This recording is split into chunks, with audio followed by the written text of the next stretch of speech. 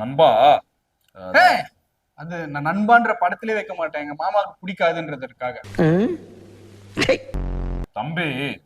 சொல்லுங்க சார். தம்பி ஓகே தானே? சார் ஒரே நிமிஷம் கூசுது. என்ன சார் ரெயின் கோட் போட்டு வந்துட்டு இருக்கீங்க? இல்ல, வெளியில் மழையாக இருக்கின்றது அல்லவா சார்.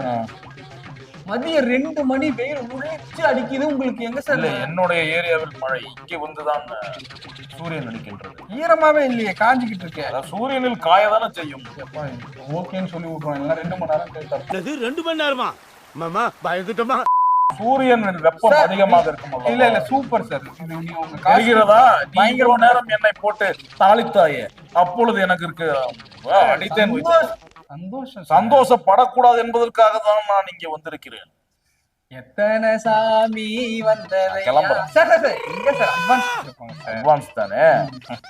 அதுதான், அதை பத்தி தான் உங்கள்கிட்ட பேசுவது. எப்படி அதை சொல்லுவது என்று தெரியவில்லை. சரி, சொல்லிதானே ஆக வேண்டும். நீங்கள்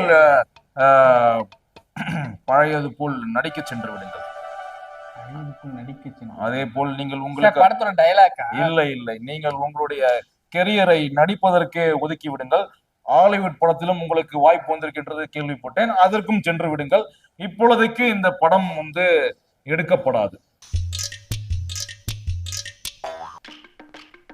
ஃபினான்ஷியல் ப்ராப்ளமா சார்? ஃபினான்ஷியல் ப்ராப்ளம் இல்ல, வேற டைரக்டரை பார்க்கலாம்.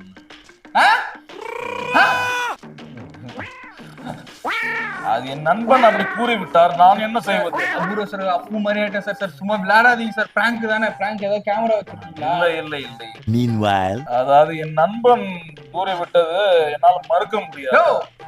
என்ன நினைச்சிட்டு இருக்கீங்க? என்ன வார்த்தை விடுகிறேன்? வார்த்தை விடுறது ஒண்ணு. டைரக்டர் கதை சொல்லும் போதே வேணான்னு சொல்லுங்க, அதுக்கப்புறம் எல்லாம் கன்ஃபார்ம் பண்ணதுக்கு அப்புறம் வேணான்னு சொல்றது கூட சொட்டத்தல என்ன